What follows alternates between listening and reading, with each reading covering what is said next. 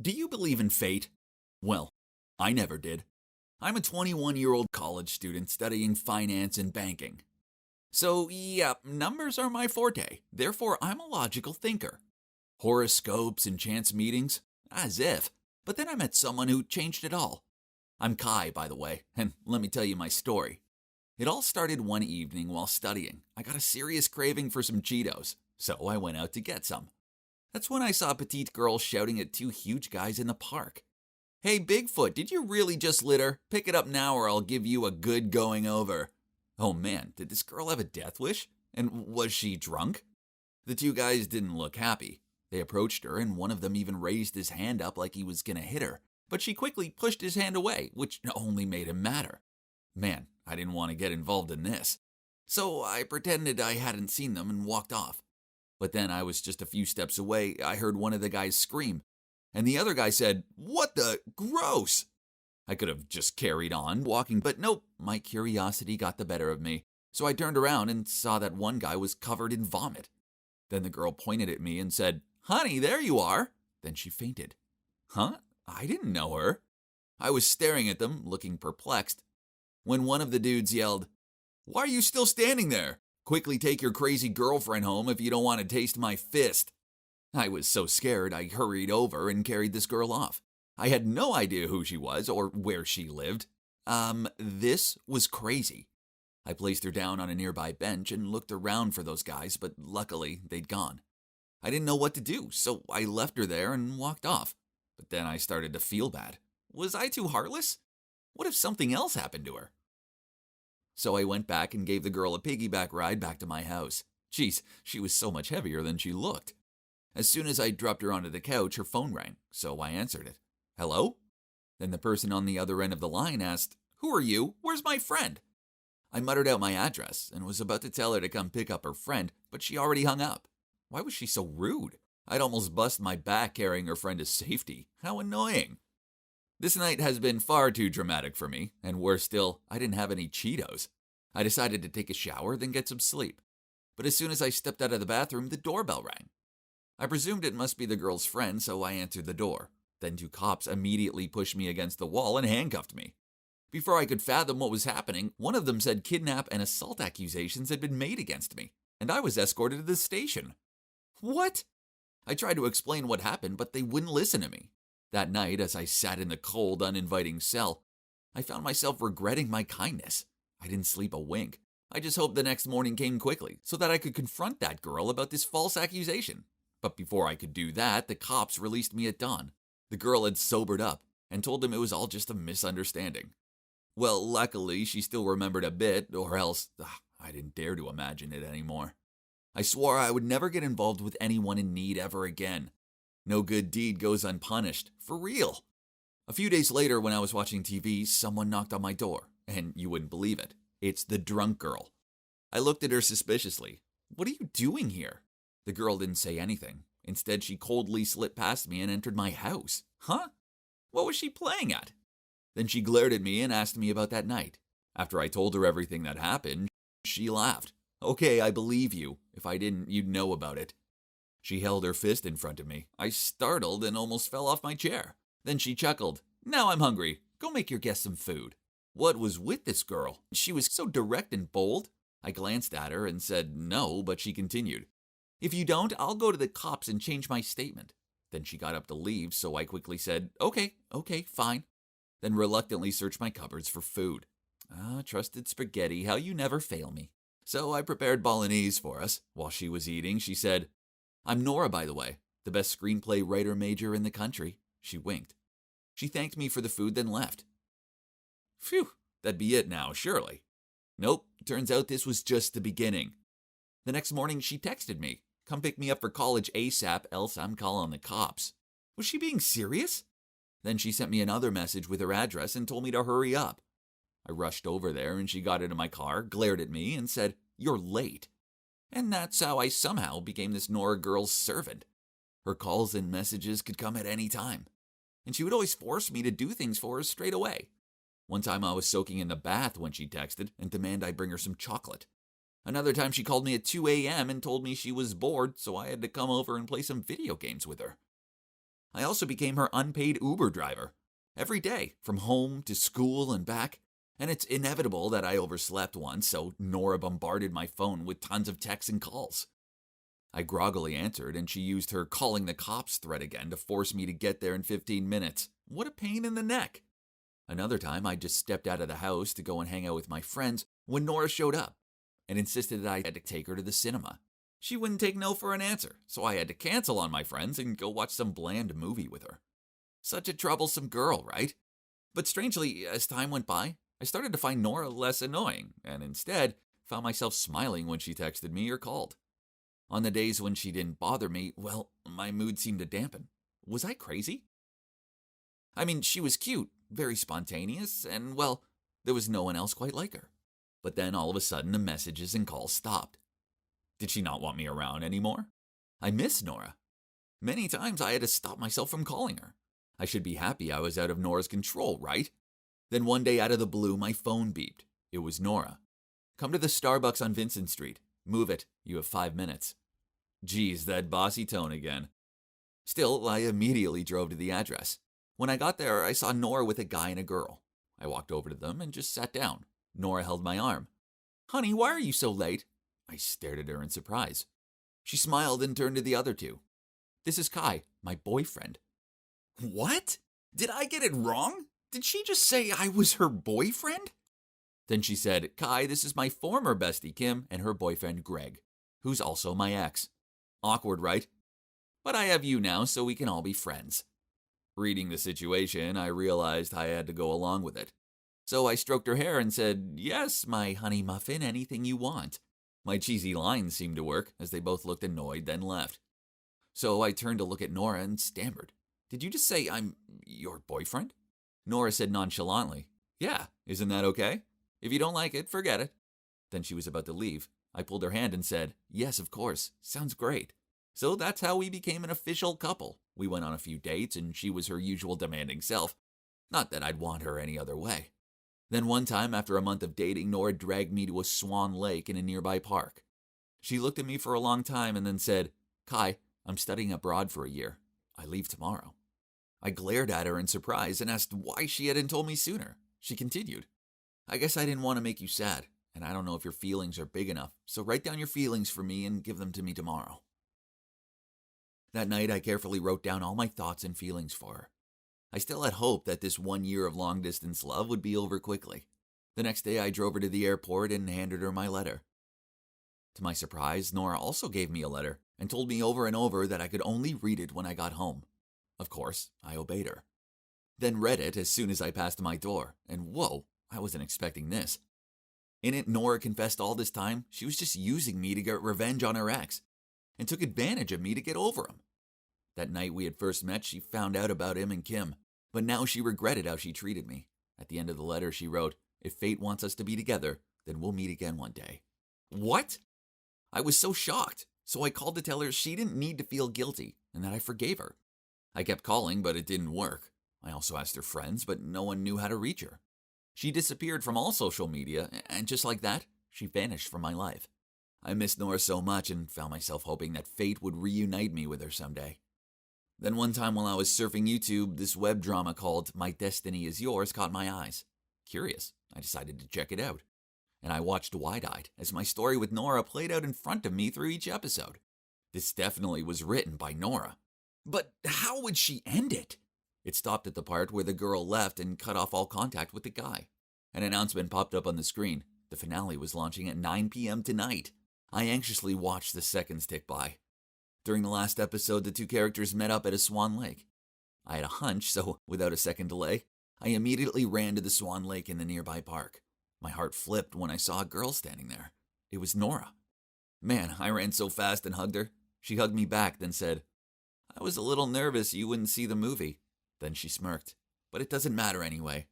I could have just texted you, come to the Swan Lake now, and you would have come, right? Then we both burst out laughing and continued to hug each other.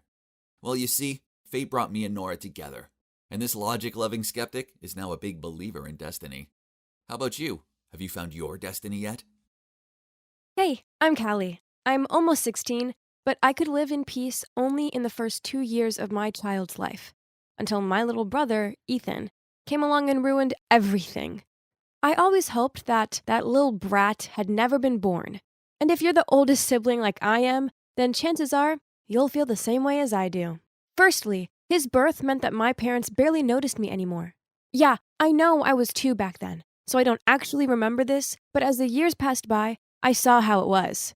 I got into trouble for dumb things because I was the oldest, while Ethan got away with everything because he was too young to understand. Ugh, I really hate my brother. And I could tell tons of reasons for that. We always fought over the last slice of pizza. When he got it, he'd eat it open-mouthed in front of me. And Mom would smile and say, "Ah, my growing boy." But when I got it, Mom would frown at me and say, "Callie, don't be greedy." Ugh! He'd sneak into my room and took the plushy bunny my bestie gave me and superglued its ears together. So I took his Switch and hid it in the basement. It took him an entire week to find it. Ha! In revenge, he smeared chocolate over the back of my pants. I only realized what was going on when other kids started laughing and pointing at me. I had to wear my sweater tied around my waist for the rest of the day, even though it was freezing. So I retaliated by rubbing stinging nettles on his pillow. The next morning, his face was bright red and he couldn't stop itching. It was so funny. It was also a photo shoot day. So much to his protests, a makeup artist spent ages applying makeup on him to cover up the redness. He looked so ridiculous. You see, my dad's a politician, so sometimes we have to appear in photo shoots where we look like a loving, harmonious family. Pfft, as if. I could play pretend for the cameras, but in reality, I really just wanted to kick my brother's butt. We just didn't get on at all. He's such a brat. So I guess pranking each other was our coping strategy. I mean, hey, it isn't easy living with someone you hate. Our pranks happen so often that our parents just let us get on with it. However, there is one thing Ethan is terrified of. It all started back when he was 8, and Dad was watching The Walking Dead. Me and Ethan walked into the room just as there was a zoom-in scene in which a zombie was having a feeding frenzy. Being the brave girl, I thought it was interesting and sat down and watched it with Dad. But my bro, being the wuss, he screamed, then ran out of the room, hid under our parents' bed, burst into tears, and refused to move for 2 hours because he was convinced that at the sight of that zombie, he knew he must be chosen, and zombies were going out to get him. Got a Achilles heel. So, not long after that, when he dropped my brand new headphones down the toilet, which made me have to put my hand in to pick it up, I decided to get revenge on him. And luckily for me, Halloween was just around the corner. Perfect. I binge-watched makeup tutorials on YouTube and practiced on my friends. Then on Halloween, I turned myself into a seriously scary zombie, hid the video camera in his room, got into his closet, and made grumbling and moaning sounds. When he opened the closet door, I jumped out at him and tackled him to the floor. OMG, he screamed so loudly, and he actually peed his pants. And now, all these years later, I still have it on video to torment him with. Ha! But don't be fooled, as my brother was not your average kitty. It wasn't that long ago that he played a prank on me, which made me madder than Misty from Pokemon. So, I had a crush on this boy from school. He was just so sweet and dreamy, and from the cute glances he kept on giving me, I was 100% sure he liked me too. Valentine's Day seemed like the perfect day to express my feelings toward him. So I stayed up until midnight the night before, making chocolate for him. I left my chocolates lovingly wrapped and boxed on the side in the kitchen and went to bed. The next day, I grabbed the box, and at lunchtime, I handed it to my crush. To my utter dismay when he opened it, instead of the lovely heart-shaped chocolates I'd spent hours making, there were embarrassing childhood pics of me, including a photo from when I was 12 with a bunch of hideous pimples on my face. One of me as a toddler sleeping with my mouth open and saliva drool on my chin, and one of me as a baby with a bowl of food mush on my head. Then my crush lifted up a note saying, "Great chocolates, sis." That sneaky brat. Although my crush kept saying that I looked really cute in those photos and he liked them even more than chocolates, I still wanted to give that brat a hard punch right in his annoying face. Oh God, I'm begging you, please take him away from me. I'll be good. I'll do my homework on time, and I'll stop borrowing Mom's expensive perfume. Okay, So this may have been my wish, but I never expected that it would come true. It was a normal evening around the dinner table. Ethan was glued to his phone, and Mom got really annoyed and made him clear up the table. While he was doing that, I saw a message pop up on his phone from someone called Sophie, saying, "Okay, I'll see you in the front of the cinema at 8 p.m. I'm looking forward to it," smiley face. What? Ethan had a date? Oh, my sweet little bro. It was payback time for ruining my crush's chocolates. So I stealthily followed Ethan to the cinema. Because the cinema was pretty close to our home, we both walked. He cut through the park. Geez, it was creepy at this time. I swear the trees looked like monsters. Anyway, I saw something light up by my feet. I picked it up. It was Ethan's phone. What an idiot. I was so gonna make him work hard to get this back. As I walked out of the park, I saw a black van parked nearby. Suddenly, I heard a scream and saw two giant men trying to drag Ethan toward the back of the van. Ethan was crying and struggling with fierce resistance, but my weak, skinny 14-year-old brother was no rival for those two men. What? How dare they try and kidnap my brother? He might have been the most annoying human on the planet, but he was my annoying little brother. There's no way I was letting this happen. I rushed forward and shouted, "Ethan, zombie mode on!" My presence startled the two kidnappers, and this made them more intent on dragging him toward the van. When all of a sudden, Ethan bit down hard into the hand of the man who was covering his mouth, just like how zombies always do. Good one, bro.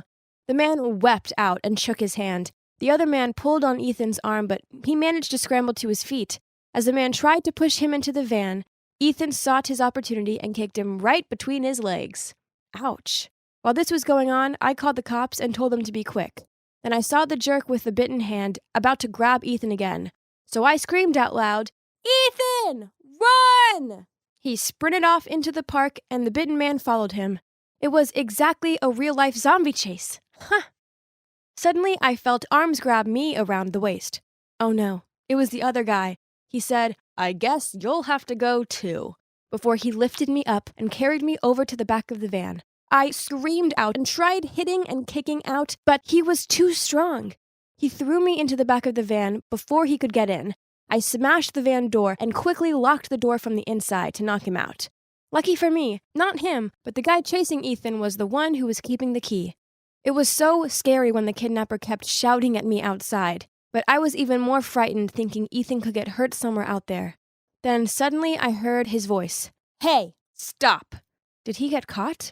I looked out to see the contrary. He was running towards me after two police officials. They were holding their guns to control the guy standing by the van. Ethan was safe and came back for me. I opened the door and jumped into his arms.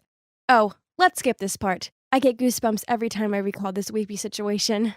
Me and Ethan followed the cops and saw the other kidnapper handcuffed to a tree, fighting with mosquitoes with his one free arm in the dark. The police told me that during the way heading to the van, Ethan kept on complaining about how slow and unprofessional they were, as they should come to save me first instead. My boy still stubbornly said, "I could run myself, but this wimp couldn't." The idiot definitely couldn't have imagined that he has a Wonder Woman big sister like me. Our parents rushed into the police department to see us. And yep, weepy part again. Turned out my dad's rival had hired the guy to kidnap Ethan so that they could use him to blackmail my dad. I don't clearly understand the whole situation. Maybe after this I'll watch more political movies, but now, thanks God, we're safe. I may have wished my brother would disappear, but when I actually could have lost him forever, well, I have to admit that it really freaked me out. And it turns out he felt the same way about me too. Crazy, huh? Of course, we still play pranks on each other. We wouldn't be us if we didn't. But I realized something. He might be the most annoying brat ever, but he's still my family. And I love my family so much. However, I'm pretty sure there'll still be times when I hate my annoying little bro. Like right now, while I'm sitting in my room telling you my story, I'm sure I can hear him giggling outside of my door. What's the betting I open it and end up with a bucket of cold water on my head or something? All this may because I have told my mom he has a girlfriend. Tough luck, little bro. There's no way you're getting the better of this pranking queen. You see that sad girl sitting there in a flood of tears? Yeah, I know, she's pretty hard to miss. Well, that was me a few months ago. My boyfriend had literally just broken up with me, and I had to pack my stuff out of his place ASAP with a resentful heart. But thinking back, if he hadn't broken my heart, I wouldn't have fallen into this super awkward and ridiculous situation. Oh, I forgot. I'm Ava. I'm 22 and I suck at love. So anyway, after crying like a newborn, I realized I needed a trip away to free my mind, just like Julia Roberts' character did in the movie Eat, Pray, Love. But I could only afford to do the low-budget version. So I went on Airbnb and found a reasonably priced room to rent in this idyllic beach house. And it gets even better. The owner, Hazel, is out most of the time, so it would be like renting the whole house with the price of one room. Awesome! Reserved! I needed to get out of this emotional hellhole ASAP. As expected, Hazel wasn't home when I arrived, and I had to find the hidden key under a plant pot by the door and let myself in. And oh my, it was like stepping into a life-size retro dollhouse. From the chic furniture to the funky wallpaper, I loved it here. This Hazel girl has got some taste. Ooh, there was even a record player. If I'd have known, I would have brought my vinyls with me. But hey, her collection wasn't too shabby. I have to admit that the idea of having a cool friend like this Hazel girl sounded pretty awesome. I was determined to actually meet her because, yeah, it's been 5 wonderful days staying here and I still haven't run into her. So one night, I settled down in the living room and watched a movie while waiting for her to come home. She eventually showed up at 2 a.m. Ugh, this girl wasn't kidding about coming home late. I greeted her and said, "Hey, I saw you have an Exacta 35mm film camera. That's so cool. Also, would you mind if I take a look at your vinyls?" She looked a bit confused and replied, "I have a what?" "Oh, you mean those rusty old things? They're my brother's. I doubt he'd mind. He always talks to me non-stop about them. So I think he'd be happy there's someone in this house who speaks the same language as him." Ha! Oh, they're her brothers? How very interesting. This got me thinking. Is he handsome? And what about his personality? Is he an arty type with a kind soul? Daydreaming about this mystery guy became a regular occurrence for me. Oh gosh, was I crushing on a guy I'd never even met? How desperate was I? One day I came home from grocery shopping. I was totally exhausted. So I threw the groceries in the kitchen and jumped straight onto the pile of blankets on my bed. Only it wasn't just the simple blankets. What? Someone was under them. We banged heads.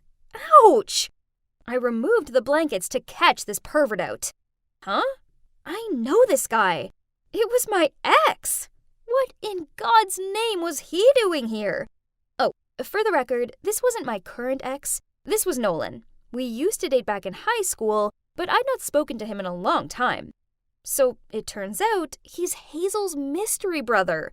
Ew. This whole time I'd been accidentally crushing on my jerky ex-boyfriend.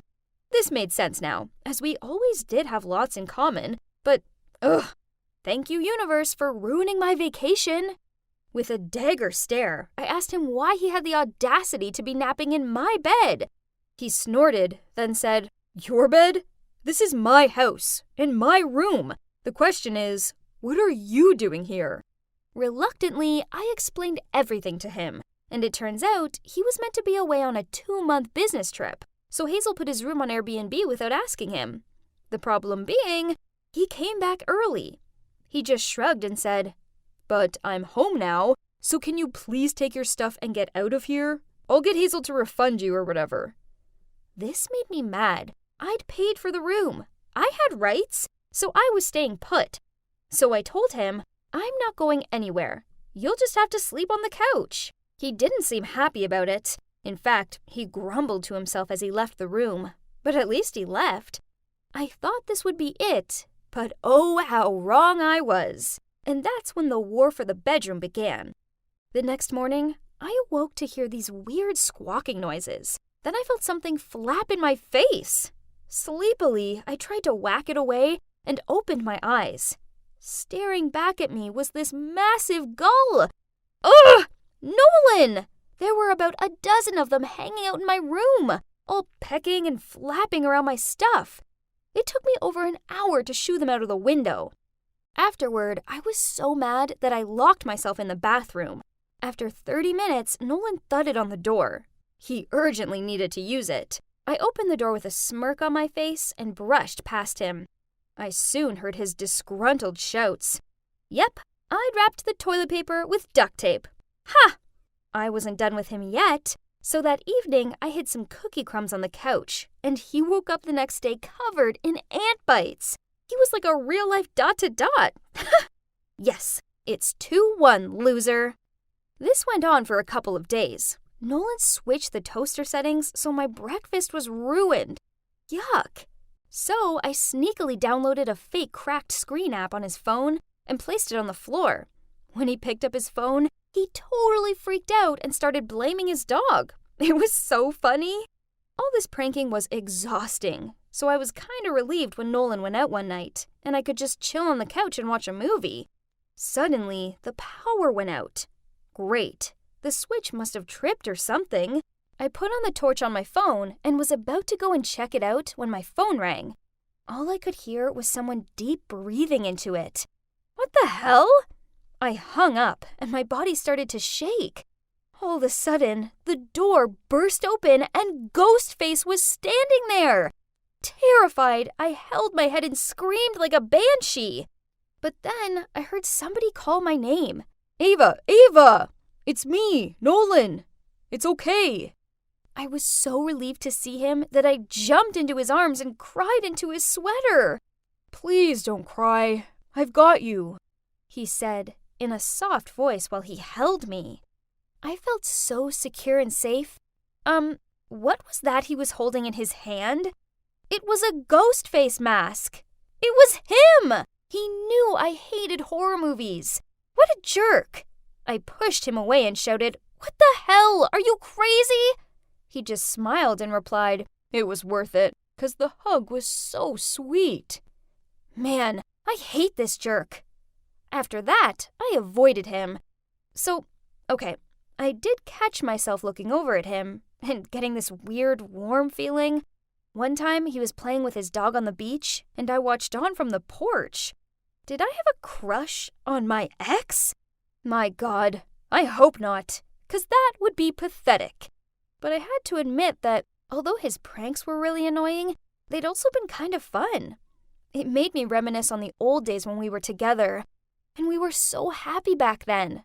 But nothing lasts forever. Hazel appeared with 2 cups of coffee, and we started chatting. I told her how annoying her brother was. She laughed, then replied, "I know, sorry. I didn't know you guys used to date. I wouldn't have rented the room to you if I had.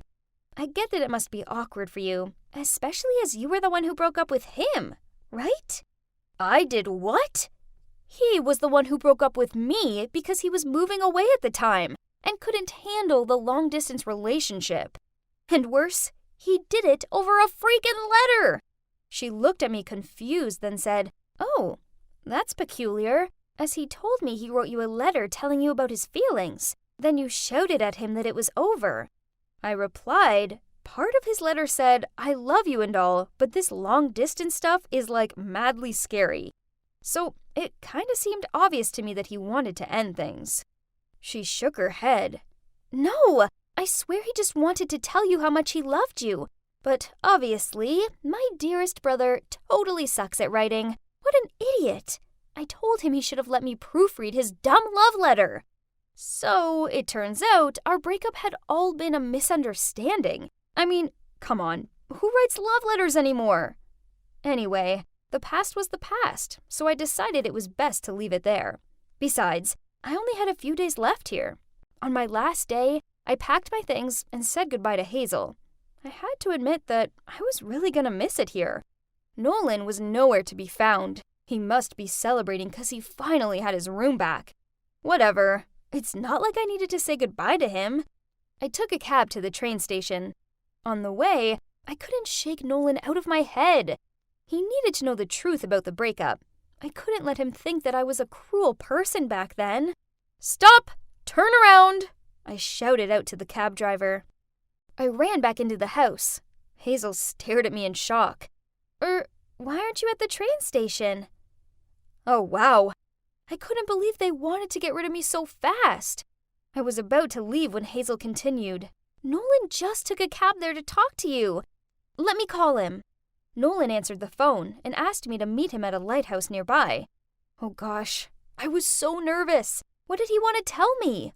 Maybe Hazel had told him about our convo the other morning. I spotted him. He was holding something. Gee, I hoped it wasn't another letter. He blushed while looking at me. Then he said in a shy voice, You forgot something in my room." Then he handed me a bag. I opened it, and there was my lingerie! Oh, great! How could I forget them? So he wasn't going to tell me anything. But wait a minute. These weren't mine, and they still had the tags on. He giggled and said, "Sorry, I swear that was the last prank. I just needed a reason to see you. Hazel told me everything. I don't blame you for our breakup. I blame my poor writing skills. The point is, I love you. I just love you. You're the only girl I've ever loved. Still to this day. I've never loved anyone else." Oh gosh, I couldn't believe it. Although I was pretty sure he'd just quoted that from a movie or series or something. As we all know, he sucks with words, and it sounded familiar. Anyway, I threw the bag of lingerie in his face and then wrapped my arms around him. So, from then on, the room war stopped. Not because I was leaving, but because we became roommates. Let me tell you this. Actually, there's not much to tell. Only, when your boyfriend writes you a letter, please make sure you read it very carefully. Actually, scrap that. Just tell him to get with the times and to text you.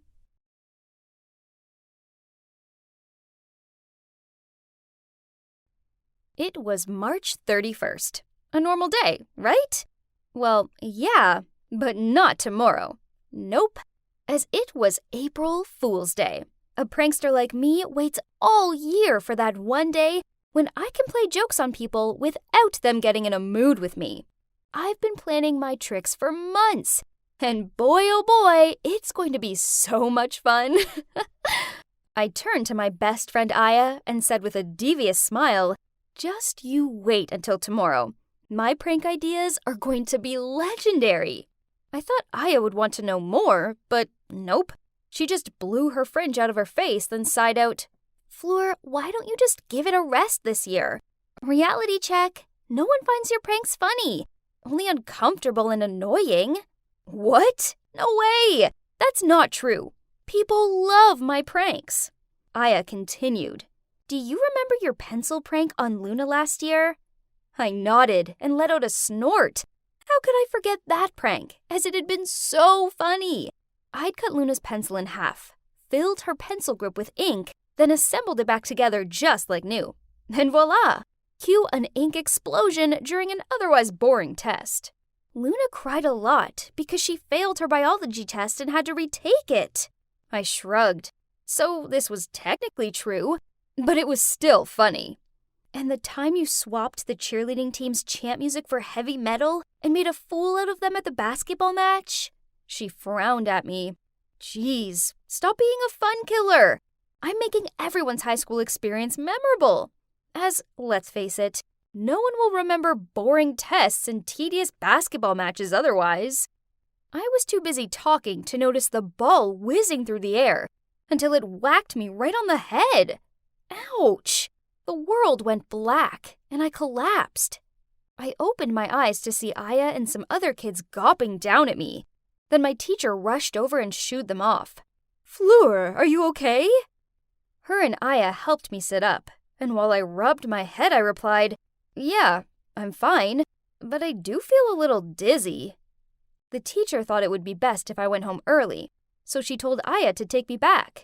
I was so tired, but I knew sleeping when I might have a concussion was a bad idea, so I chilled out and watched a movie in my room until Mom came home from work. Okay, so my head hurt, and the room was still spinning, but there was no way I was going to let this small accident ruin my big day. I had planning to do, so I grabbed my notebook and checked through my prank ideas and prop list. The next morning, I woke up bright and early, and yay! The spinning had stopped. Whoa, today was the day. Let the pranking commence.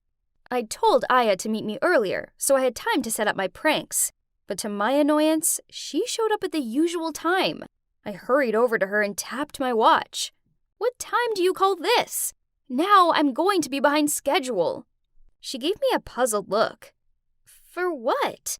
It's not April 1st anymore. Today is the 2nd. You had yesterday off because of your head bump, remember? What? What are you talking about? Look, it says today is April 1st. I waved my phone in her face. Then your calendar is wrong. Check your settings or something. Now, let's go. She walked off. No way. Don't think you can fool me, I said while trying to run after her.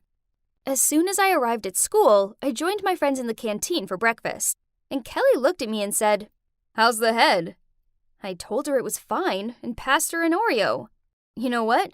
She ate it with no hesitation, but after one bite, she spat it into her hand. Ew, what is that? Yuck! I laughed at her and said, "Ha! That's toothpaste sandwiched between Oreo biscuits. Okay, I'm sorry. Drink this." Then I passed her a bottle of cola. She took a big gulp, then immediately spit it out. Hey, this is so gross. Then she ran to the bathroom to clean her mouth. Yep, I put soy sauce in that bottle. I followed her to the bathroom to check on her and found her rinsing her mouth out under the tap. When she finished, she frowned at me and said, "Fleur, this isn't funny. I thought you only did these stupid pranks on April 1st. Now I have to put up with my stinky soy sauce breath all day." I rolled my eyes, then smirked. Yeah, as if it's not April 1st today. It's not. What's wrong with you? It's the 2nd. Then she stormed off. Wait, what? What did she mean it was the 2nd? No way. Anyways, seeing as I was already in there, I decided I may as well carry out another prank. I pulled out my Nutella jar and went into one of the cubicles and waited until another girl went into the one next door. I asked her, "Hey, excuse me, my friend, do you have toilet paper in there?" She was nice and replied, "Sure." Then she passed it to me. I quickly put some Nutella on my hand, then rubbed it over her hand too. Oops! Oh boy, she screamed so loudly, and I couldn't hold my laugh. Ew, what the hell? So disgusting, you freak! Then she ran out to wash her hand. I stepped out.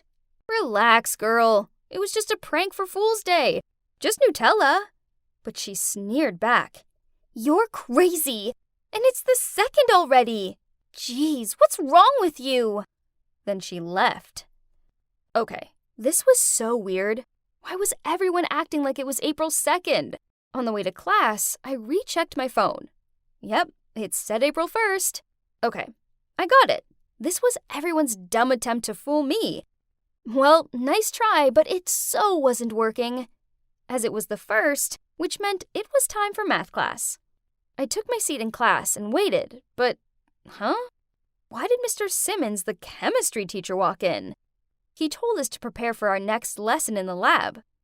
What was going on? I was so confused. That was tomorrow's schedule, right? Then he sat down in the chair without any suspicion and a big fart sound came. I laughed so much my sides hurt. I couldn't believe it. I do this every year, but they fall for it each time. But hang on, why was everyone so quiet? I looked around and realized I was the only one laughing. Oh, come on, everybody. It was fun. The typical joke for April Fools. Mr. Simons held up the fart pillow and gave me a stern look. Fleur, I don't expect this behavior from someone your age, especially seeing as it's not even April Fool's Day anymore. And can you believe it? All my classmates agreed with him. No way! Everyone was crazy. No, it is. I know it is. You're all lying, I replied in a panic before I gathered up my stuff and ran out of the classroom. I really needed some space to think this through. It was all so crazy. I couldn't have zoned out for an entire day. Could I? Or the ball hit me so hard that I lost my memory? I remember having dinner, then staying up late to plan out my pranks, and I know I was tired, but no way. They were the crazy ones, not me. Anyway, lab time. I was the last one to walk in, and I sat down at my bench and started on the experiment. I guess I wasn't focusing properly as I poured the chemical into the beaker, and boom! The next thing I knew, I was covered in this weird green powder stuff. Still, no one was laughing.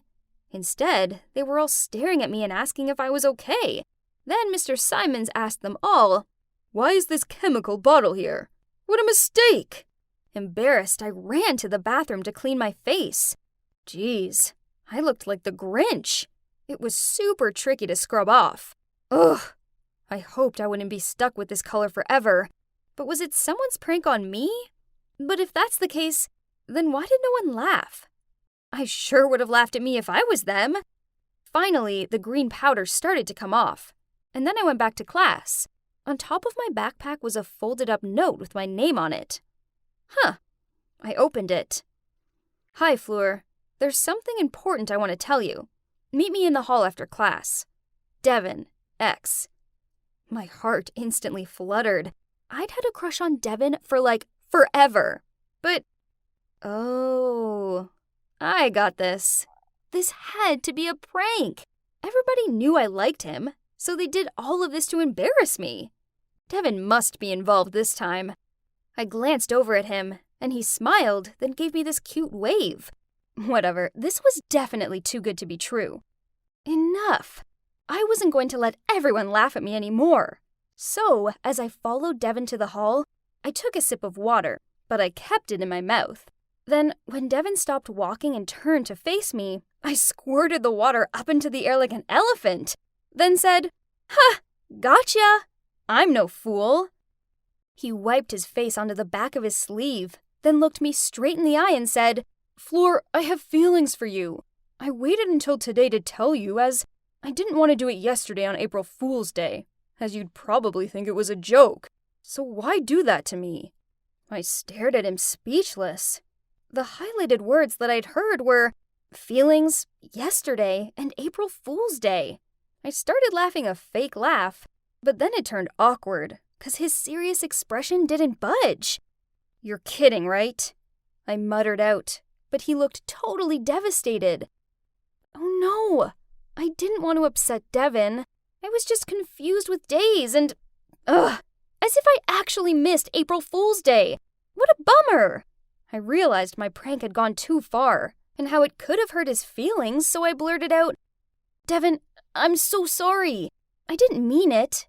It's the concussion. I'm delirious. I'm so sorry." Then came an awkward silence. Suddenly, Devin's sad look changed into a smirk, and he began to laugh. Then everyone jumped out of nowhere and started laughing too. I stood there with a gormless expression on my face. Then Aya appeared and said, "Gotcha!" So it turns out it was actually April the 1st, and I hadn't actually missed a day. Nope, this was Aya's ingenious idea for everyone to get their own back on me. Last night, she created a group on Facebook and added everyone in the class, including the teachers, to plan today's prank. No, this couldn't be possible. I was the pranking queen, not them. Then Aya sidled up to me and said, "Hey Fleur, guess what? It's still April Fool's Day." The next thing I knew, I was grinning at her. Then I play hit her arm and started to laugh. I guess that they had fooled me good. After that, I didn't carry out any more pranks. I was just happy to have a chilled rest of the day. Then, when I was walking home, Devin caught up with me and said, "Fleur, I'm sorry. But actually, not everything was a joke today." I smiled and looked at him. "Oh yeah? So, what's not a joke?" But he just turned tomato red, then rushed away. I stood there blushing as I watched him hurry off. Did this mean Devin really likes me? Interesting. Maybe this April Fool's Day wasn't such a fail after all.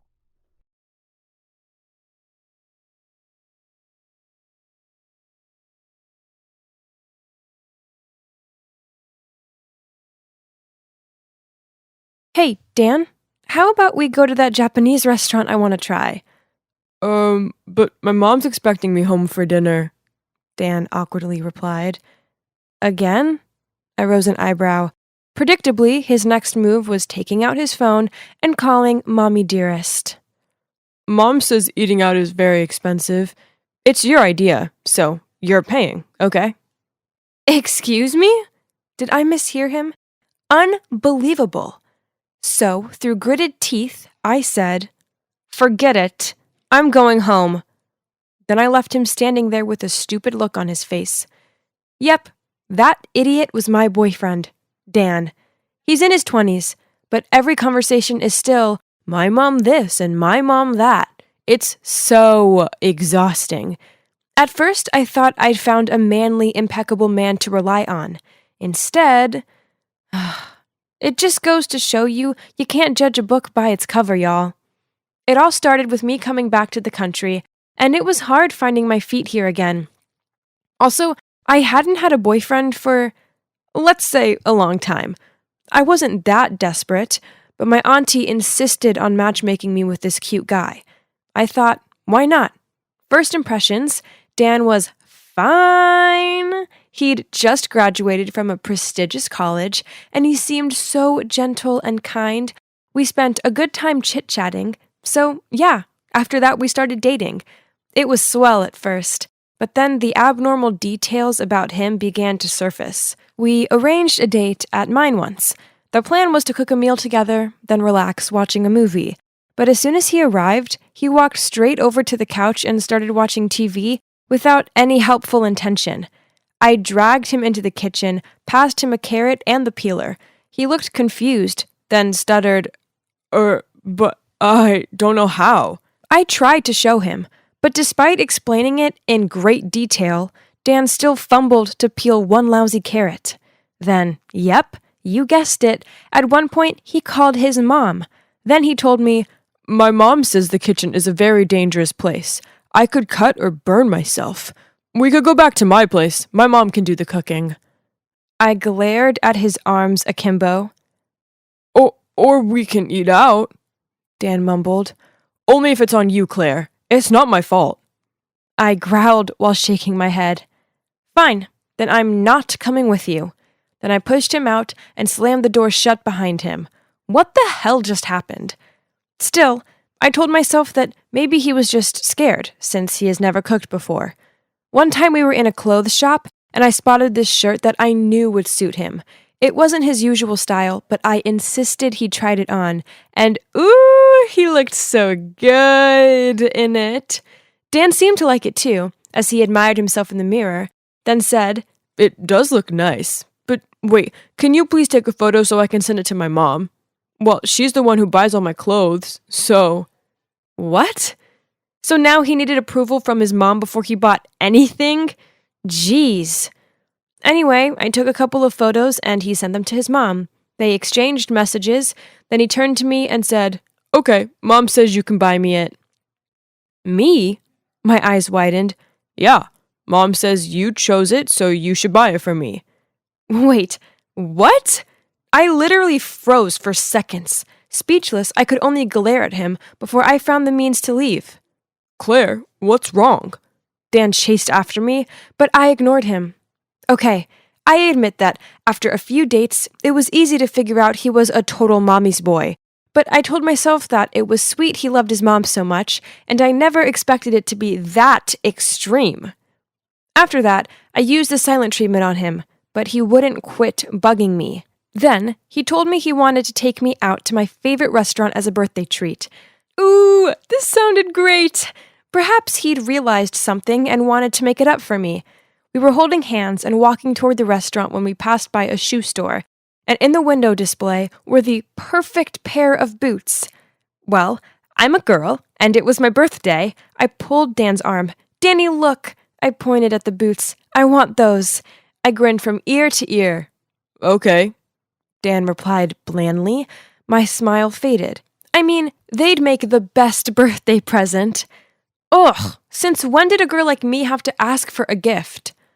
Why? Dan shrugged. You like them, I don't. My face reddened with anger. But it's my birthday. Dan scratched his head and forced a smile. Sorry, babe. Last night I spent my allowance on some new games, so I'm broke now. Pfft, I sneered. Why don't you ask your mom? And he unexpectedly went mad. Hey, you're obviously the wealthier one. How come you keep asking me to buy you stuff? Enough! I stopped dead. I have never, ever dated anyone as awful as you before. You're a grown-ass man, so stop running to your mommy every time you forget how to turn the kettle on or stub your toe. And why on earth do you still get an allowance at your age? It's over. Then I turned to leave without letting him have the last word. So freaking unreal. Trust me, to arrive back in the country and end up straight into this bizarre mommy's boy circumstance. But yeah, at least I was finally free of him now. It's been a few weeks since then, but just the thought of Dan still made me so mad. Ugh, I needed to get out of here and live a little. So I called my close friend Philip and arranged to meet him and some of my trusted guy friends at a bar. Cheer up, little girl, he teased. I know what will put a smile on your face. Our gaming group found this hilarious player. All we have to do is throw a few compliments his way, and he buys us all new items. Then, whenever we go out partying after a victory, this noob also pays for it all. What an ego. I mocked, Congrats, bros. Wish my ex-date was also that generous. Then I rolled my eyes. He never spent a cent. Well, at least not without asking his mom for permission first. Philip laughed with a surprise. Hey, this noob's the same. He brags that despite being broke, his mom came up with the idea of matching him with rich girls so he can be covered. Hold up. That didn't sound right. I had a real bad feeling about this. Then Philip pointed across the bar and said, Oh, speak of the devil, and patted my back. A chill ran down my spine as I took a deep inhale of breath and turned to see it was Dan. And oh, he had a new girlfriend already. I quickly made up some excuse and bailed before they saw me. That night, I couldn't stop thinking about Dan's new girlfriend. Whatever Dan and his mom were doing was no less than scamming. So I arranged to meet up with Philip at a diner, and I confided in him about my history with Dan and how I was concerned about his new girlfriend. Philip offered to help and said he would try and find out more information. A few days later, he reported back with his findings. Turns out, Dan and his mom had learned the Claire lesson, so this time with his new girlfriend, Lizzie, they were playing it differently. Dan, as his mom had ordered, took some sensitive photos of Lizzie, and now every time she refused to pay for something, he threatened to post them online. OMG! This made me feel so sick. This poor girl was trapped and were sucked dry of all her money. This was extortion, and I was going to put a stop to it. It didn't take long for me to find Lizzie online. I then dropped her a message saying I wanted to help, and we arranged to meet up in person. After hearing me say that I knew the truth, Lizzie burst into tears. I can't let those pictures get out, so I have to keep on being his girlfriend and pay for everything. She rubbed the tears off her cheeks. I had to borrow money, and now the interest means I'm in thousands of dollars worth of debt, and I still have no guts to speak out. Let's put an end to this. I slammed my fist on the table. Be brave, Lizzie. I've got your back. The day after Philip and I went with Lizzie to tell her parents, it was bad. Her mom started blubbering and tried to cover her face while her dad went furious. No one does this to my little girl and gets away with it. Philip replied, Too right. The bad guys are going down. We spent the rest of the day gathering evidence, including all of the threatening messages Dan had sent her and the receipts she'd kept from the extortionate purchases he'd forced her to make for him. That was when Lizzie received a message from Dan. There's this expensive restaurant I want to go to.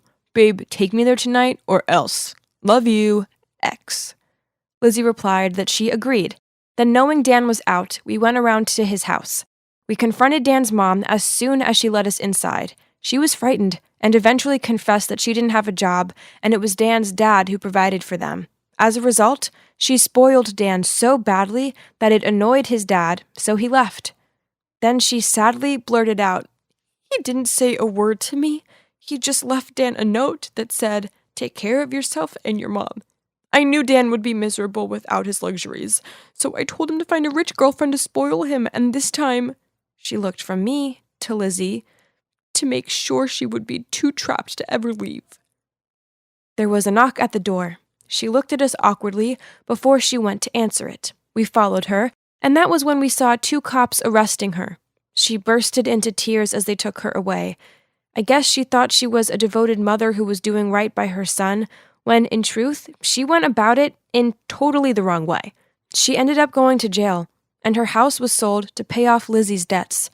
As for Mommy's boy Dan, as an accomplice, he ended up doing community restitution. Hey, this would probably do him some good, as he'd finally learn what a day's hard work actually felt like.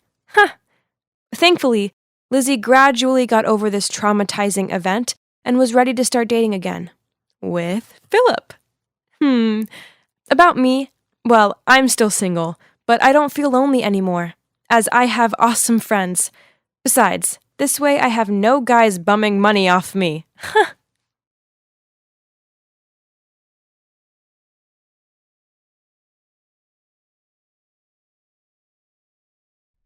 Hey, it's me again, Nancy. Only I'm currently pretending to be my long-lost identical twin, Gabby. After a chance meeting with her, she was now living my life in the countryside, and I was living hers in the city. One snag, I was crushing on her adoptive brother Jaden. But Gabby's best friend Katie also wanted me to set her up with him. What a bummer, huh? Katie insisted that I convince Jaden to tutor her on Saturday. The excuse being she had some super important physics exam. So, with my most enthusiastic voice, I went to ask him to help her. And surprisingly, Jaden found it a great idea. You should sit in too. Dad will be so stoked if you manage to get something above an F next time. Oh wow, Jaden is just the sweetest. I don't get why Gabby complains about him. So, as planned, at 3 p.m. sharp, Katie appears at our door, wearing this flashy, off-the-shoulder dress that would have best suited a nightclub or something. Upon seeing her, Jaden chuckled and said, "Oh, what's the occasion?" Katie blushed and smiled back. But before she could speak up, I chimed in. Katie's afraid your physics class would be too boring, so she wanted to add some colors. Jaden laughed and told us to follow him upstairs to study. Katie obviously wasn't happy with my ad-lib. She frowned at me and mouthed, "What the heck was that?" And I just gave her 2 big thumbs up and acted as if I was being an amazing wing girl. We sat around a desk, and Jaden started to explain physics stuff. This was so easy, but Katie kept leaning in closer to him and asked him some dumb questions while playing with her hair. I swear, the hair twirling was an act, but her not understanding any of these symbols was real. I soon got tired of playing dumb, so I jumped in and explained it instead, and Jaden looked impressed. Okay, this was fun. Katie shot me a dirty look. "Gabby, don't you have a manicure at 5? Then she kicked my leg under the desk. "Stay. You're acing it." Jaden grinned at me. "Those nails can wait. You're only 1 F away from Dad's tantrum, and I don't want to witness that." Then he turned to Katie. "You should encourage each other to do better." Then we went back to the lesson. I could tell how furious Katie was, as she was crumpling up the edges of a page on her notepad. I was secretly celebrating my little win. Then my phone rang. It was Dylan, and he sounded kinda mad. Oh my god. I'd totally forgotten that Gabby had told me about today's big date at a fancy restaurant for their 6th-month anniversary. Oops. I didn't want to go on a date with Dylan and leave Jaden here with Katie. Ugh! But I couldn't let Gabby down, so I quickly changed outfits, grabbed the gift she'd bought for him, then left. I arrived at the restaurant to see him lingering about outside, looking sulky. So I had to make up some excuse. "Sorry, honey, I just wanted to look good for you." Then gave him a kiss on the cheek. Yuck. He was wearing even more cologne this time. Inside, I feigned interest in the menu so I wouldn't have to talk to him. I didn't want to mess my sister's relationship up, but I had nothing in common with this guy. Suddenly, his phone rang out. Hang on, Was that a Youngblood song? Sorry, babe. I forgot to put it back on silent. I love Youngblood. His new song is so catchy. We should make a TikTok to it. He gave me an odd look. But you always hate this kind of music. Thinking quick, I replied, I guess your music tastes must be rubbing off on me. He looked extra happy, then took my hand, which startled me a little, but that was a good icebreaker. I felt much more comfortable talking to him after that. Okay, so regardless of his clothes and hair, he was actually a pretty sweet guy. And it was obvious that he really cares for Gabby. We had a lot of fun, and then he dropped me off at home. And obviously, like any couple that had been dating for months, he went in for a kiss. And I started to panic again. For your information, I haven't had my first kiss yet. And I didn't want it to be with my sister's boyfriend. I gave him a kiss on the cheek again, then fake coughing. I told him the cold the other day hadn't worn off yet, and I didn't want to pass it to him. Phew. Luckily, he bought it. Then he just gave me a kiss on the forehead and wished me good night. Phew! It was such a day. I threw myself onto the bed and was about to call Gabby for an update when Katie called. She moaned at me for being unhelpful on her date. Then she demanded I rearrange another one to make it up to her. So, another tutor session with math? I suggested, with zero effort whatsoever. No thanks, I'm tired of it. Gabby, you literally did no help today. This is the chance to redeem yourself. I trust you. Then she hung up, leaving me at a dead end. So I phoned Gabby for advice, and she told me to book them at a date at Jaden's favorite restaurant or something. Then, Gabby must have noticed how unenthusiastic I sounded. She added, Oh, and Nancy, I know Katie loves to do the whole mean girl act, but underneath it all, she's actually pretty sensitive and has always been a good friend to me. So please make this work for her. Okay, so I needed to be less Nancy and more Gabby, as Katie deserved to have a loyal, caring best friend. So I made a reservation, sent Katie the time and place, then told Jaden about it. And now I just sit back and let them meet up and flirt and... I mean, there's nothing I could do. It's not like I was going to stalk them or anything. But yeah, that's exactly what I ended up doing. I didn't mean to, but the thought of them being together just driving me nuts. So there I was, strategically placing myself behind a pillar in the restaurant, trying to stalk them. Then all of a sudden, someone threw an apron at me. What are you doing? The place is packed and you decide to just stand here flirting with the pillar, or what? Get to work! I turned to see the waiter who had just talked to me rush off to take another order. Wait a minute, did he just think I was a waitress because my shirt looked similar to their uniform? If so, then let the fun begin. I quickly put on the apron, lowered my hat, and hovered around the kitchen window, trying to find Jaden and Katie's order. There it was. Now, let's add extra spice on Katie's ravioli. It didn't take long for their food to come out, and Katie started coughing like crazy, having a taste of her food. Ha! But joke on me, that only gave her a platform to act up and make Jaden take better care of her.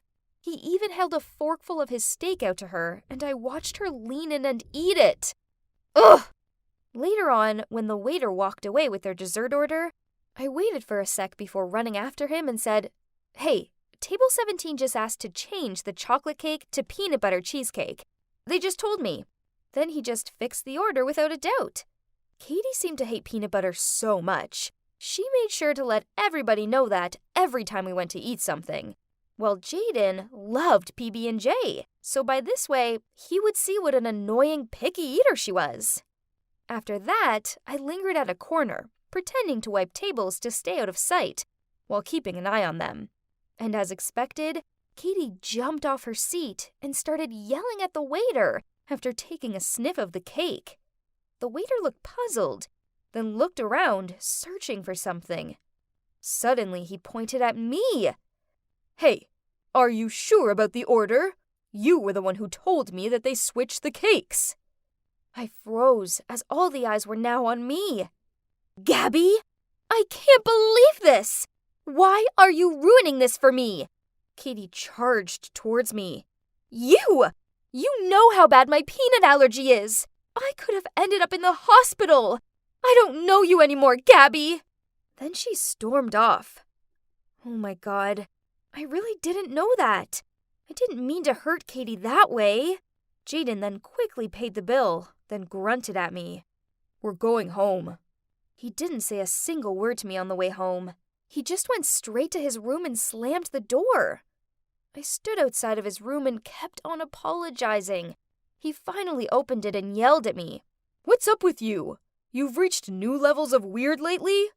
I'm sorry, I didn't mean to. I thought you'd finally changed for the better. But, well, turns out you're still the same spoiled brat you always were. Just do whatever you want without a second thought. No, it's not like that. It was an accident. Oh, really?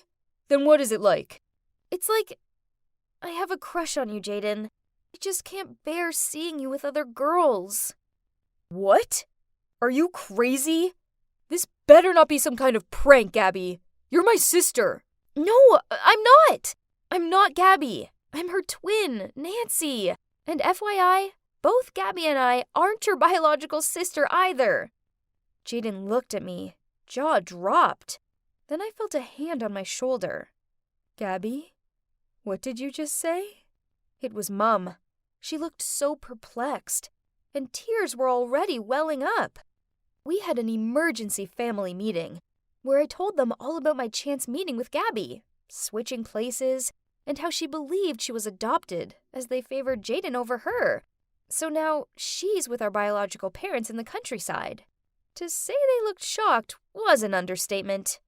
Then Mum took my hand and said, Sweetie, it's time you learned the truth. Then she told me how 12 years ago, during a family picnic, I wandered off and got lost. They tried searching for me, but to no result. But now, here I was. I'd found my way back to them. They also mentioned that it wasn't that they loved Jaden more. They were stricter with Gabby because she was rebellious when it came to her studies. It pains me to know she thinks we love her less. Dad sighed. Then Mum turned to me, cupped my face with her hands. Oh God, my poor Abby. I can't believe you're here with us now. Abby? So my real name was Abigail? I choked up. Things then got emotional. There was a lot of hugging and sobbing. It was an emo overload. So let's go pick up your sister, shall we? Dad patted on my shoulder and told everyone to get changed. Then we hit the road right away. It may have already been 10 p.m., but this couldn't wait. On the ride, I started to calm down and let the truth get to me as I took one good look at everyone. So these were my real parents? And that meant Jaden was my real brother too? Man, now that's embarrassing. I pulled out my phone to give Gabby a heads up that we were coming and didn't forget to add a, "You are so not going to believe what actually happened." I was expecting her to call me right back, but instead, she just replied with, "I bet you I will believe it." Huh? We arrived at my house, and my parents rushed out to me and hugged me tightly. It turns out they figured out that Gabby was an imposter pretty quickly, but she's still enjoying this farming life so much that she decided to hang around a bit more before telling me. Sorry, Nancy, but it didn't take long for Mom and Dad to notice how her daughter suddenly doesn't know how to fry an egg anymore. Then everybody laughed. We all squeezed around the kitchen table and caught up on everything. Oh boy, it got emotional again. I think we all cried enough tears to fill a lake. It was so good to see my parents again. Even though they weren't my biological parents, they loved and cared for me, despite all the money struggles. Now that we're reunited, I've officially moved back in the city with Gabby, and we now go to school together. We still come out to the countryside every weekend and spend some quality time with my adoptive parents, who, turns out, Gabby loves just as much as I do. And thanks to my biological parents, they now have the bountiful ranch they always dreamed of. It all fell into place in the end, and I couldn't be happier. Except for the little awkward moments with Jaden. thinking back about that, it was so dumb. Maybe I'll help Katie properly this time, as, to be honest, they'd make a pretty cute couple. But she better set me up with another cute guy in return.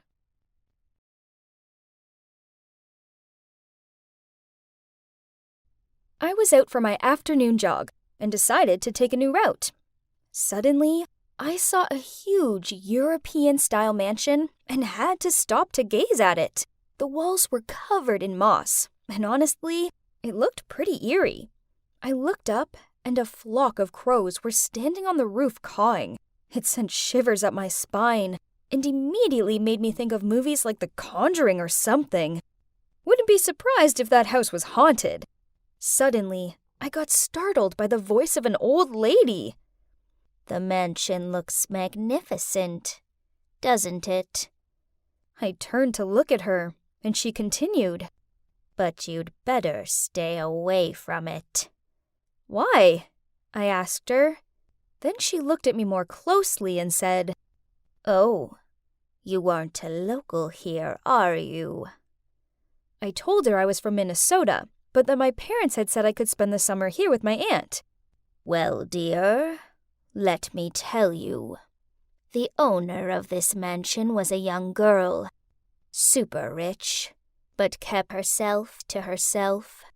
Rumor has it, she worshipped Satan. Can you believe it? I asked her, So where is she now? Oh, she mysteriously disappeared years ago, and the house has been abandoned ever since, the lady replied. Okay, this was seriously freaky. My hair was literally standing on end. But for some reason, I was more intrigued than ever. Oh, sorry, I should have introduced myself. I'm Ellie, a typical high school student, but also an avid detective story blogger. I spend a lot of my time on detective story forums and have always been attracted to weird and mysterious things ever since I was a little kid. Anyway, back to my story. So, one night, my aunt asked me to pop over to the grocery store to get some milk. On my way back, I passed the mansion and instantly got shivers. I looked up and saw a light flickering in a window on the second floor, like a candle or something. But no way. The old lady said the place was abandoned, right? The light kept flickering, and I couldn't stop watching. Suddenly, a shadow of a girl appeared. She was playing the violin, and the gloomy music was wafting through the cracks in the walls. Then, out of nowhere, a crow flew by screaming, "Caw!" I almost leapt out of my skin and ran straight home. How could anyone live in that freaky mansion? Wait a minute, what if I'd just seen the ghost of the owner who disappeared? Oh man, I had to figure this mystery out. I could even turn it into a detective story with a bit of horror thrown in for fun. As I lay there, I came up with the title, Real Life Death Mansion. And then I realized I could even make a YouTube video about it with real photos of the house and maybe even some footage taken inside as I uncover the mystery. Oh, this would be so good! I could barely sleep from excitement, and the next day, I asked my cousin Susan to come along and explore the mansion with me. Hey Susan, want to come check out that creepy mansion with me? OMG, Ellie, are you crazy? You know that place is haunted, right? Like, full of ghosts and everything. Yeah, that's why I asked you to go with me. I shrugged. I would rather make a detour than walk past that house to get home. So what makes you think I would dare to go inside? I tried to convince her it would be fun, but she kept refusing. Oh well, if no one dared to go into that mansion, then I shall be the first. Gathering up my courage, I went there alone.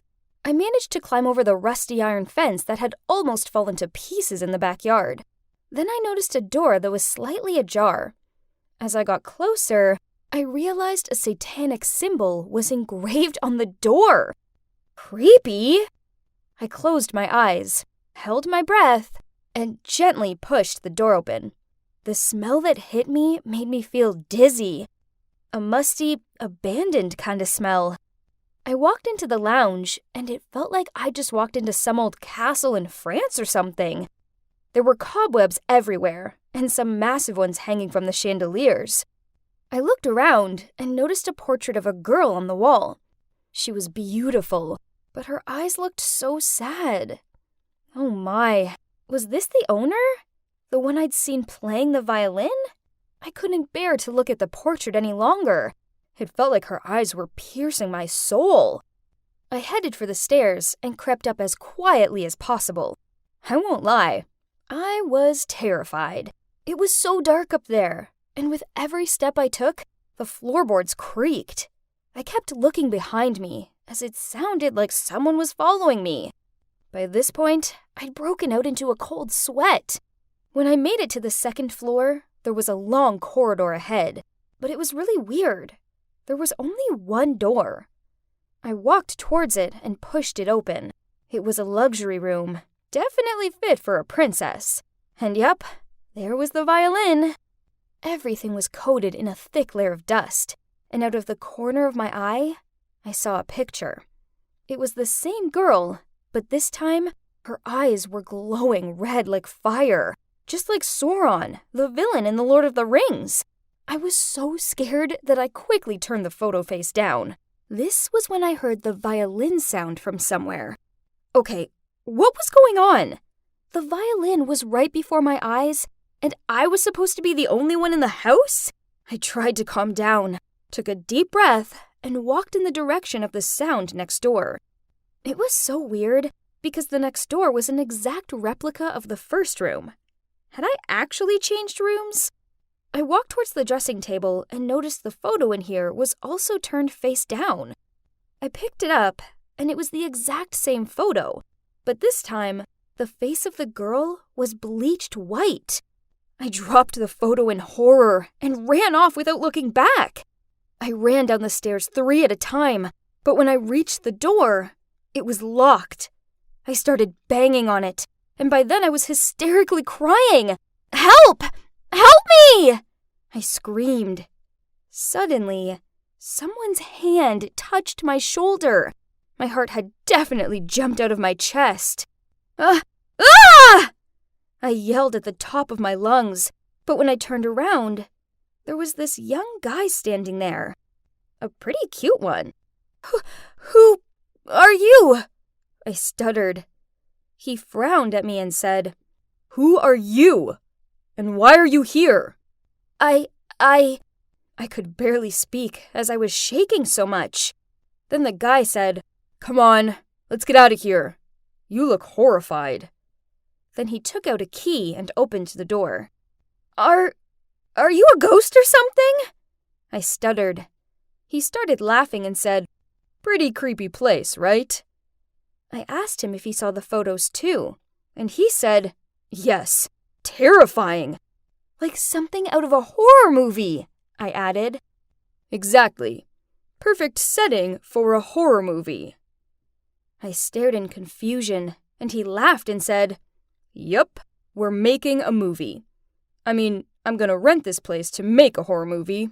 Then he introduced himself as Jack, a young director who was interested in detective and horror movies. He was just checking the place out to see if it was suitable. I couldn't believe it.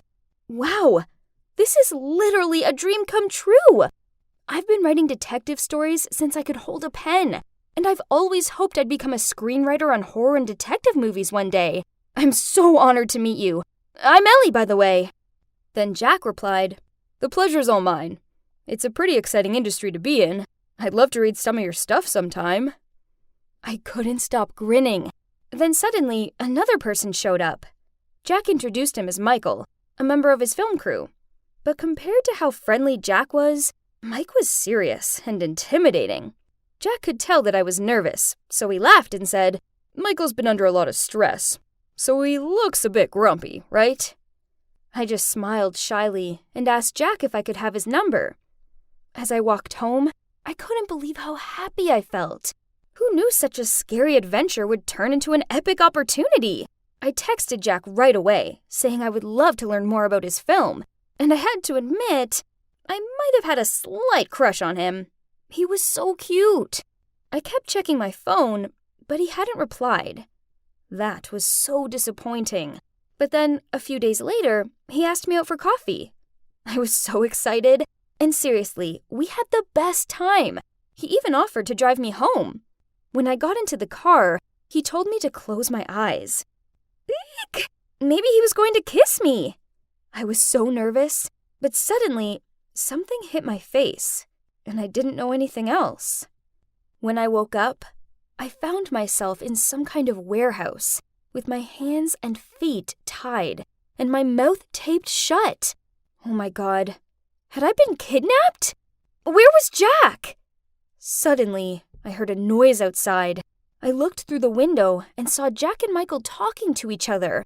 What? Did the two of them plan this? But why?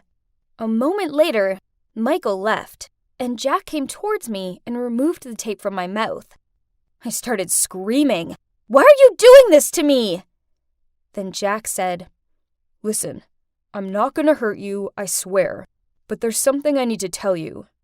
Then he confessed that he was a member of a criminal organization named Iron Gloves.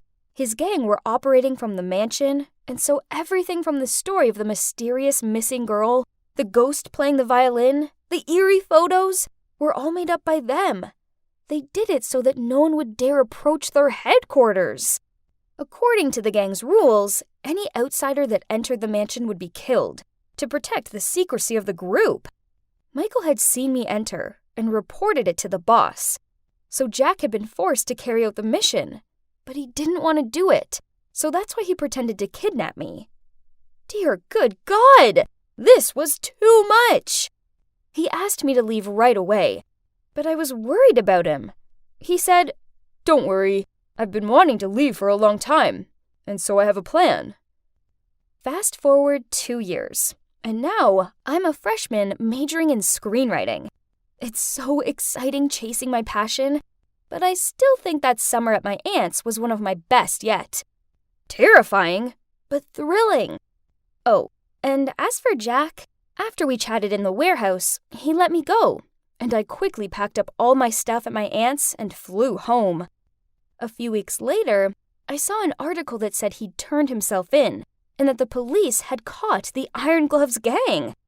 Now, Jack's in prison, but will soon be free. I have a feeling that deep down, he's a good guy, and I hope that I'll have the chance to meet him again and get to know the real him better. Who knows? His real-life experience might help me write one hell of an awesome story, too.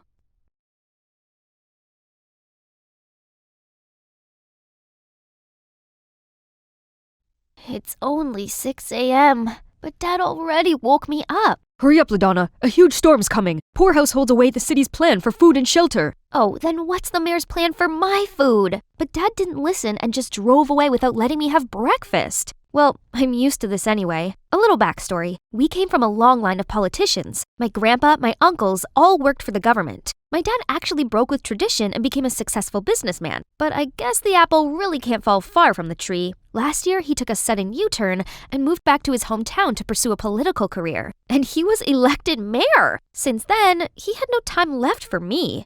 Not to mention the judgy eyes I had to face at school. You look fine. It's not you. It's your dad's new policy they're whispering about. Don't mind them, LaDonna. What do us kids know about politics anyway? Here they are, Kira and Troy, my only friends here. In fact, Troy's even in a similar situation. His mom is the chief of police, but he deals with it pretty well. Have you been to the White House? Does the key to the city really open anything? Can you tell your dad to ban homework? Seriously, how could Troy stay calm before these stupid questions? And even the teachers wouldn't leave me alone. They always put me in charge of things. Please, just because my dad has great leadership doesn't mean I do too, as if I wasn't already swamped with chores.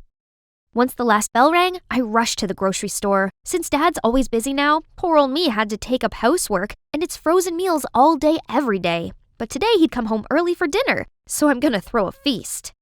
Except, none of these tasted edible. What's the problem? I followed the recipes very carefully. Did I come home at the wrong time? No, Dad, a perfect timing. My apple pie's ready. You mean that smoking thing in the oven?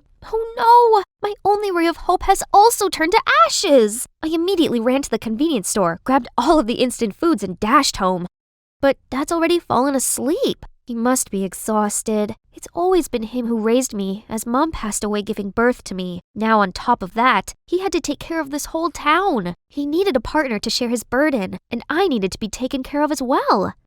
Let's see, getting to know someone new with Dad's hectic schedule would be impossible. So maybe reconnect him with one of his exes? From my aunt, I learned he had 2 ex-girlfriends. One is Jade, his old classmate who's still single. 2 is Alva. No other information. Let's start with Jade then. Next day, I immediately told Troy and Kira about my master plan. That's my Aunt Jade.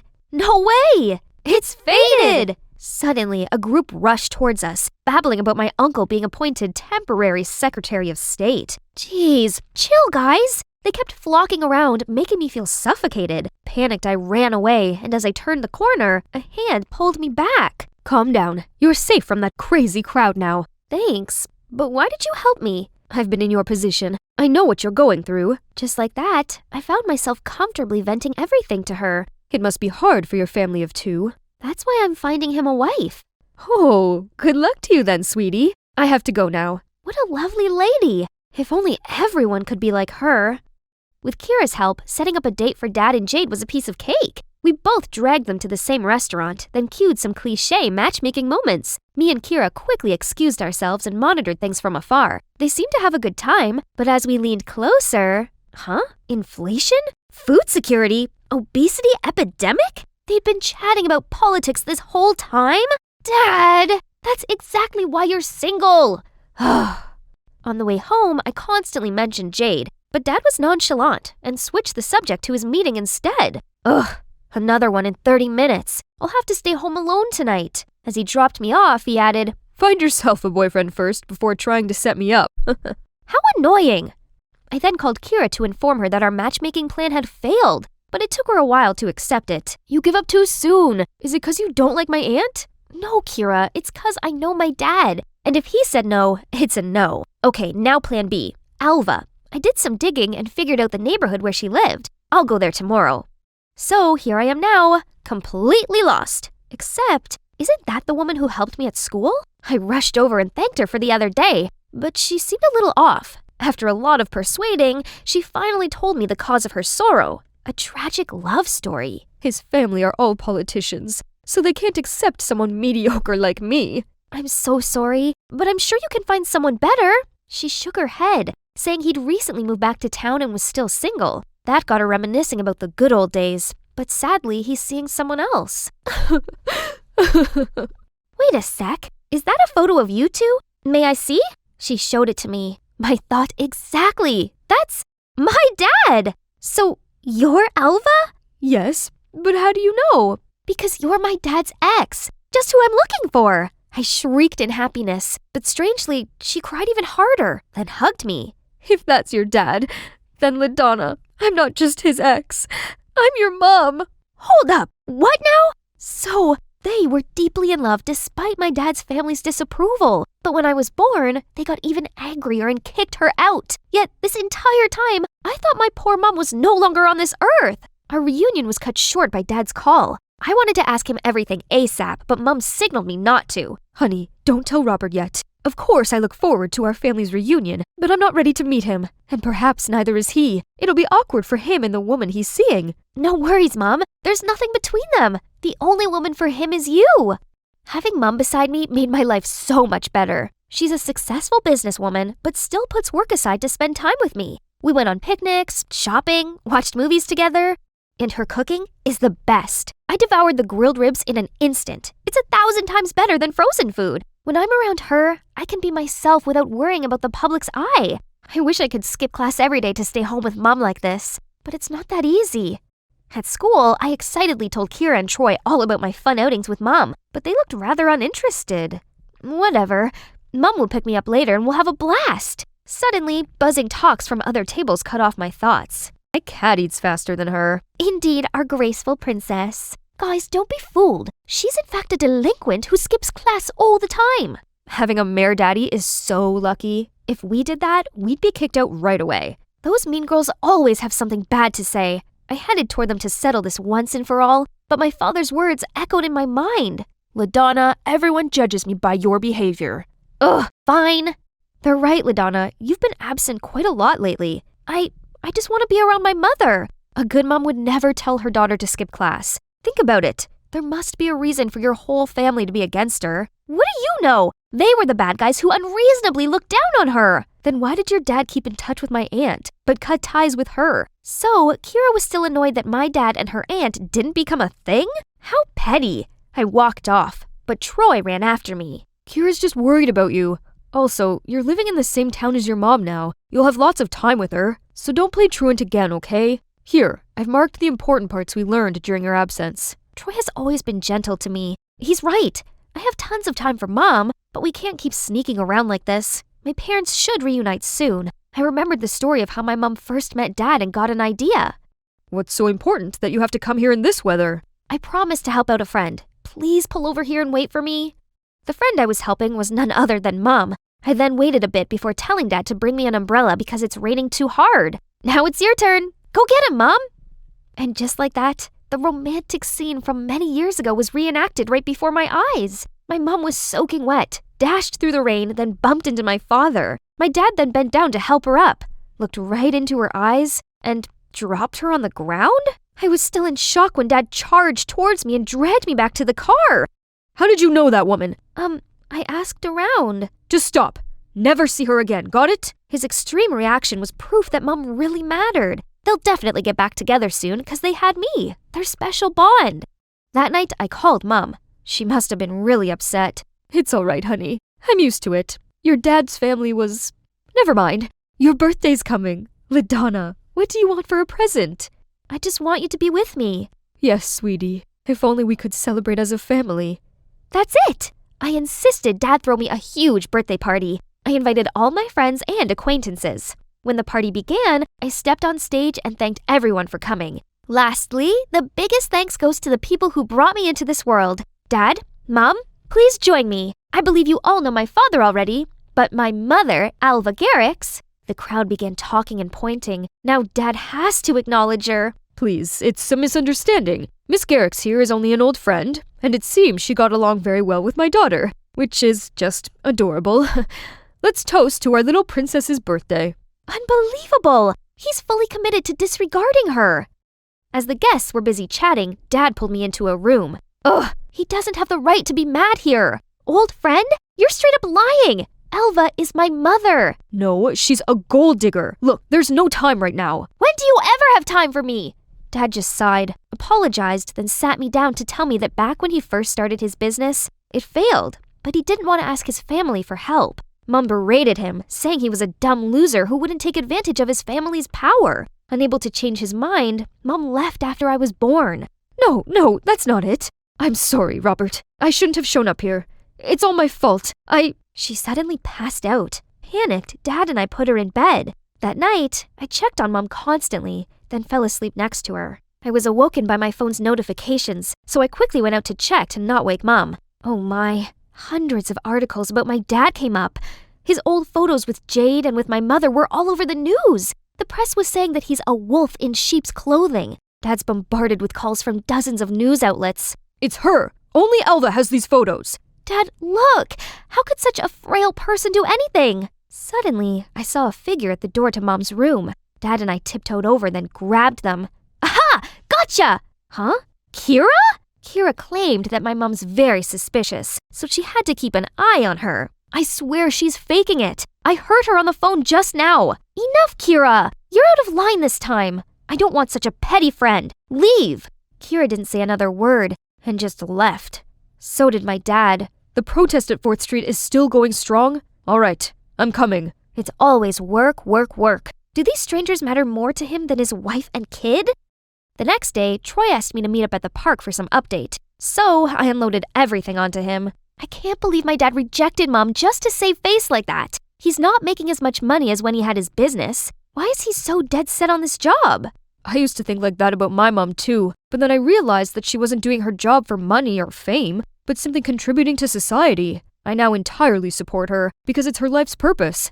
It might be the same for your dad. What Troy said lingered in my mind. It does make sense. If Dad's all about glory, there's many other ways which don't require him bending over backwards day in and day out like this. Troy's always been understanding to his mom. And me? I've never been supportive of Dad when he had to juggle between his job and me.